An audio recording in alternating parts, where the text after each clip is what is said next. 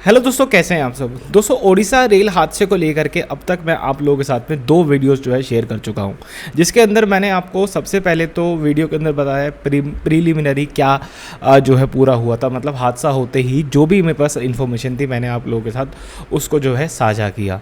और दूसरी वाली जो वीडियो थी दोस्तों, उसके अंदर मैंने आप लोगों के साथ शेयर किया कि इस पूरे ये हादसा कैसे हुआ, किसकी जो है गलती थी, जिसके अंदर मैंने पूरा एक टेक्निकल कॉन्सेप्ट आप लोगों के साथ में जो है एक्सप्लेन करा था कि ये सब क्या है।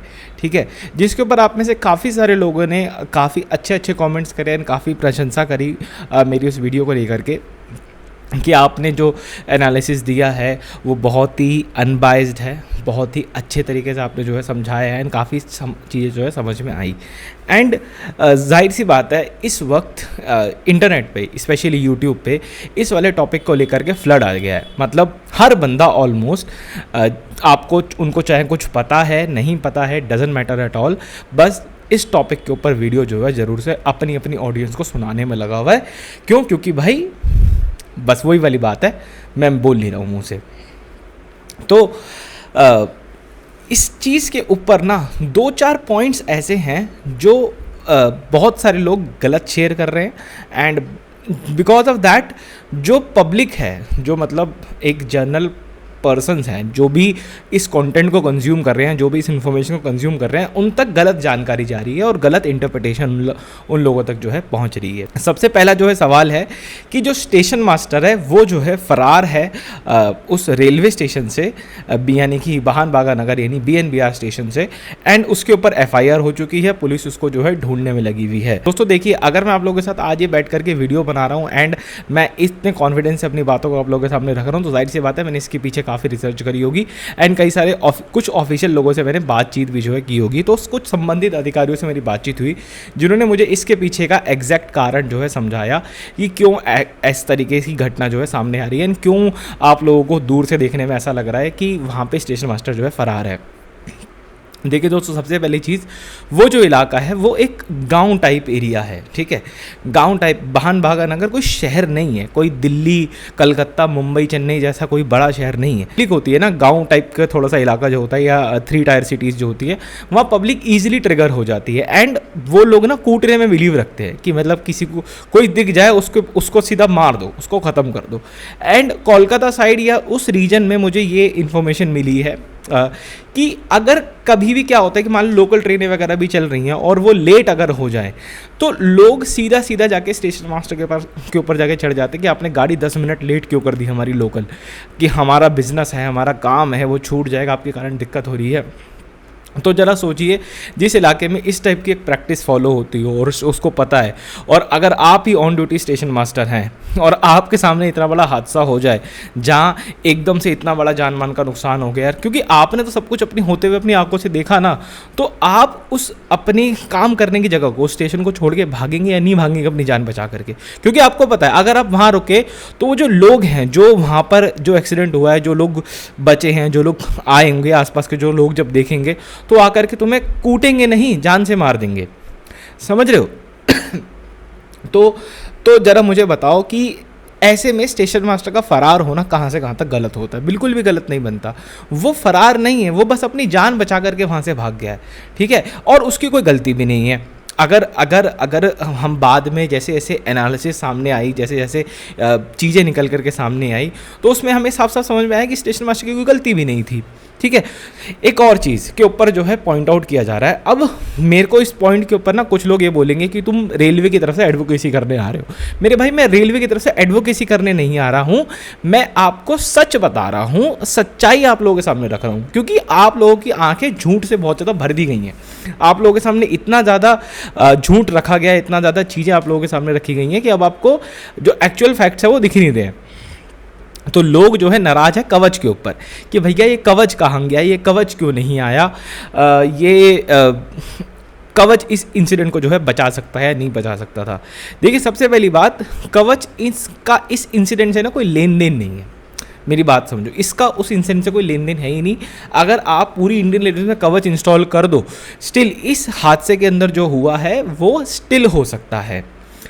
उस कवच कुछ नहीं कर सकता। क्यों? क्योंकि कवच एक satellite based communication based device है जो कि ट्रैक पे लगाया जाता है, लोकोमोटिव के अंदर लगाया जाता है, जो कि हेड टू हेड कोलिजन से बचाएगा। मतलब दो इंजन या दो ट्रेनें आपस में भिड़ने वाली होंगी तो उनको जो है बचा लेगा।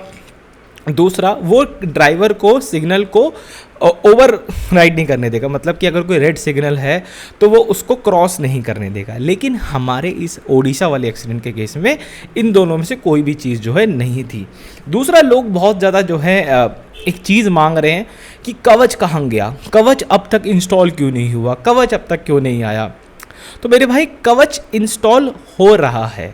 पहली बात ये समझो, कवच एक ऐसी टेक्नोलॉजी है जो बाहर के देश से अगर हम अगर इंपोर्ट करें तो इंडिया में हमने उसको 1/4 कॉस्ट के अंदर जो है बना लिया। मतलब इंडिया में हमने उसको काफ़ी सस्ते के अंदर जो है क्रिएट कर लिया है एंड उसको इंस्टॉल होने में टाइम लगेगा। अगर आपको याद हो तो वंदे भारत एक्सप्रेस का जब कॉन्सेप्ट रिलीज़ हुआ था, जब पहली बार रेक आपको दिखाया गया था, तो बात है 2018 की। 2019 में कहीं जाकर के पहला रेक चला था और उसके बाद कई साल तक कुछ भी नहीं हुआ था।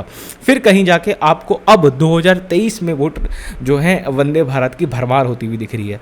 तो अभी कवच भी उसी वाले एक अंडर डेवलपमेंट वाले फेज़ के अंदर है, जहां उसको बहुत ही छोटे से एक पैच के ऊपर कमर्शियल लेवल पे चला करके देखा जाएगा, समझा जाएगा और उसके बाद कहीं जा करके आपको वो हर जगह चलता हुआ दिखेगा।